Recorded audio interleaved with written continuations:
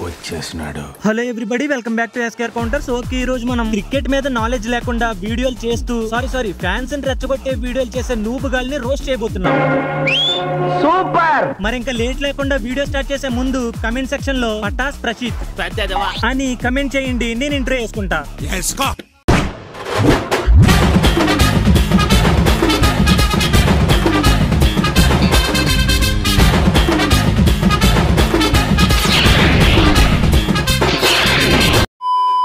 ఈ లిస్ట్ లో మనం ఫస్ట్ మాట్లాడుకోబోయేది పటాస్ ప్రశీత్. వీడి గురించి కాదు, ఎస్, బార్బీ శృతికి మంట పెట్టబోతున్నాం.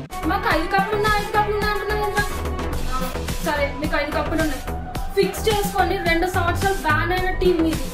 మీరు మాతో కంపేర్ చేసుకుంటున్నారు, మా ఆర్సీబీతో. నీకు నిజంగా క్రికెట్ ఇష్టమైతే మెదలకుండా చూడు, లేదు ఇంకా ఎక్స్ట్రా నాలెడ్జ్ ఉంది నాకు అంటే స్టాట్స్ తో వీడియోస్ చేసుకో, ఇంట్రెస్ట్ ఉన్న వాళ్ళు చూస్తారు. అంతేగాని హాఫ్ నాలెడ్జ్ తో ఫ్యాన్ వార్స్ క్రియేట్ చేయకు. మాకు 5 కప్పులు నేను ఫ్లెక్స్ చేసి చెప్పినంత ఈజీ కాదు. వరుసగా 6 మ్యాచ్లు గెలిచి ప్లే ఆఫ్ లో పోవడం అంటే ఎవరి దాంట్లో తగిలింది అనుకుంటా.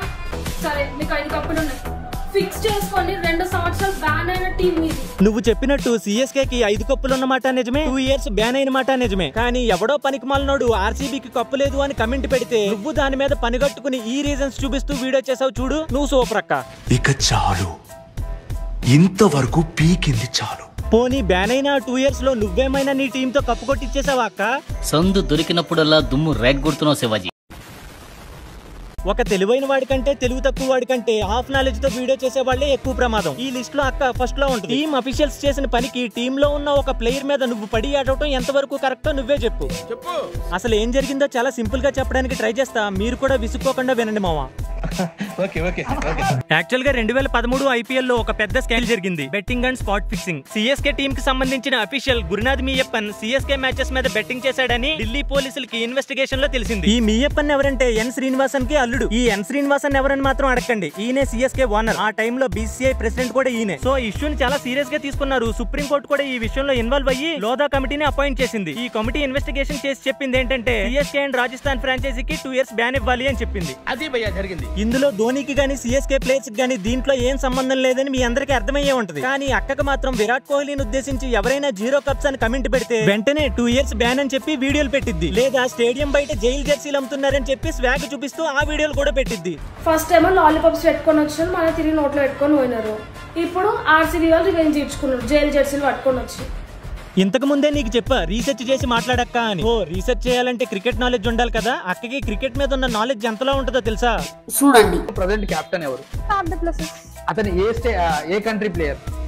ఆస్ట్రేలియన్. ఆహా, సౌత్ ఆఫ్రికా బ్యాట్స్మెన్ పట్టుకుని ఆస్ట్రేలియా ప్లేయర్ అంటుంది.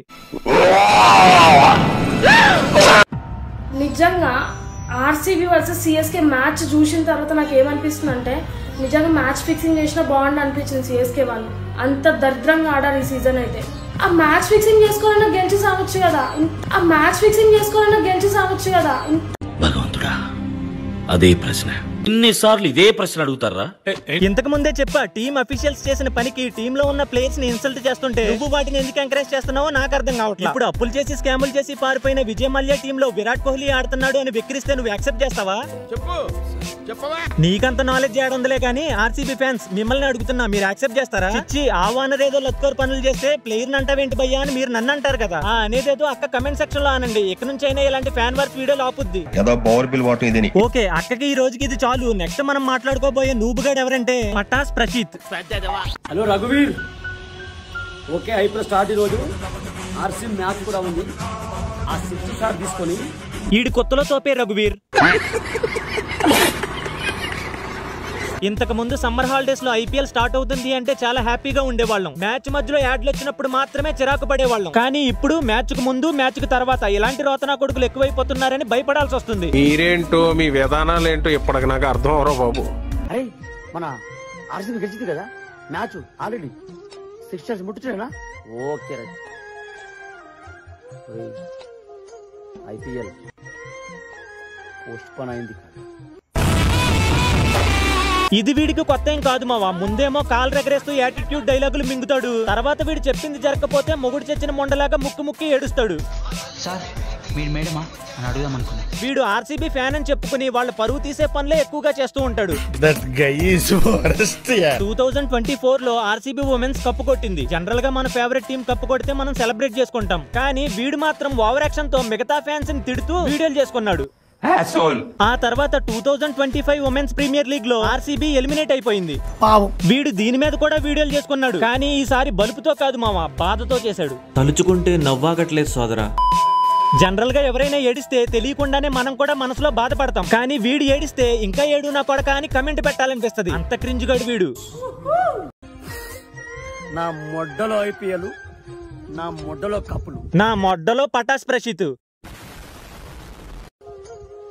విరాట్ కోహ్లీ బ్యాటింగ్ చేసి పరిగెత్తే టైంలో అన్నయ్యకి ఇక్కడ చిన్న పెయిన్ వచ్చినట్టుంది. ఆ టైంలో సంజు సామ్సన్ కూడా వచ్చి జస్ట్ అక్కడ విరాట్ కోహ్లీకి ఏమీ కాలేదు. కానీ వీడు ఇంకేదో జరిగిపోయినట్టు ఏడుస్తాడు. ఉమెన్స్ ప్రీమియర్ లీగ్ లో కప్పు కొట్టకపోయినా ఏడుస్తాడు. ఐపీఎల్ లో మెన్స్ టీం కప్పు కొట్టకపోయినా ఏడుస్తాడు. వీడు అందరి ఫ్యాన్స్ ని తిట్టేస్తాడు. అందరి ఫ్యాన్స్ తిరిగి వీడిని తిట్టినా కూడా ఏడుస్తాడు. ఆఖరికి ఐపీఎల్ ని 1 వీక్ పాటు టెంపరీగా సస్పెండ్ చేసినందుకు కూడా ఏడ్చాడు వీడు. కానీ దాని వెనక రీజన్ ఏంటి? ఆ పెహల్గాం దాడిలో చనిపోయిన వాళ్ళ కోసం ఎంతమంది ఏడుస్తున్నారు అది అనవసరం వీడికి. ఐపీఎల్ పెట్టేయాలి, ఆర్సీబీ కప్పు కొట్టేయాలి, మనం వేరే టీంలను తిట్టుకోవాలి. ఇదే వీడి బతుకు.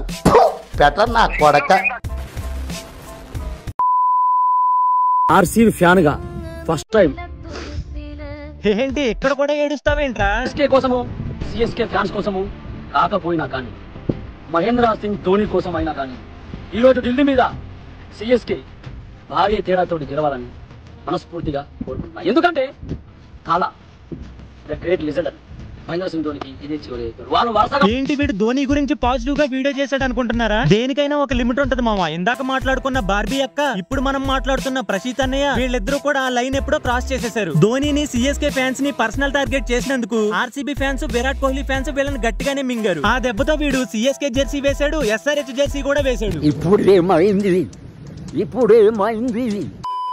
ఇంకేమవుద్ది, జనాలకి వీడంటే రెస్పెక్ట్ పోయింది. మరి లేకపోతే ఏంట్రా? ధోని గాని, కోహ్లీ గాని, మిగతా ప్లేయర్స్ గాని వీళ్ళందరూ మన ప్లేయర్సే కదరా, ఎందుకురా తిడతావు? అలా అని చెప్పి ఫారెన్ ప్లేయర్స్ ని తిట్టమని కాదు, ఏదో తప్పు చేసినట్టు తిడతావు ఎందుకు అని అడుగుతున్నా. ఐపీఎల్ ని వాళ్ళు బిజినెస్ యాంగిల్ లో చూస్తారు, మనం ఎంటర్టైన్మెంట్ గా చూడాలి. అంతేగాని నువ్వెందుకు పాత సినిమాలో కత్తులు కాంతారావులా చూస్తావు?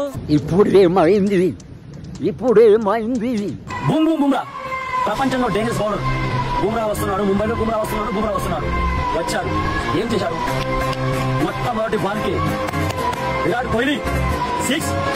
ఎవరు బుమ్రా, ఎవరికి బుమ్రా? ఫైనల్ గా వీడు బుమ్రాకి ఫ్యాన్ బేస్ ఉండదేమో అని చెప్పి నోటుకొచ్చిందల్లా వాగేశాడు. ఈ సీన్ తర్వాత ఏం జరిగిందంటే, నైట్ నుంచి ఇప్పటి వరకు 1500 నుంచి 2000 కార్స్ ఎంతగానో బ్లాక్ చేయబడు, ఎంతగానో బ్లాక్ చేయగలం.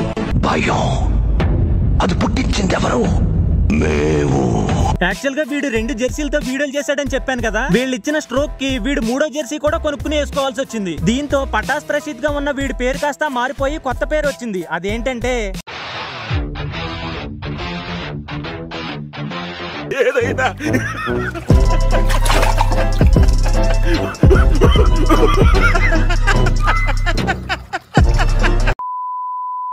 ఓకే గైస్, ఈ రోజుకి ఇంతే ఈ వీడియో మీకు నచ్చినట్లయితే 2K లైక్స్ కొట్టండి మామ. మనం 50K మైల్ స్టోన్ కి చాలా దగ్గరలో ఉన్నాం. మీరు అనుకుంటే అయిపోద్ది మామ, ఒక లుక్ వేయండి. అలాగే మన బ్యాకప్ ఛానల్స్ లింక్స్ డిస్క్రిప్షన్ లో పిన్నిడ్ కమెంట్ లో ఉన్నాయి, వాటిని కూడా సబ్స్క్రైబ్ చేసుకోండి మామ. వీడియోలు ఫాస్ట్ గా రావాలి అంటే మీరు స్పీడ్ గా లైకులు కొట్టండి మామ. నెక్స్ట్ వీడియోతో త్వరలోనే కలుస్తా. థ్యాంక్స్, నమస్తే. నీ అమ్మ ఆ 60 షాట్స్ ఏమో గానీ నిజంగా మొహం నిన్నే బాంబు వెళ్ళింది భయ్యా. నిల్సన్నే పోమా.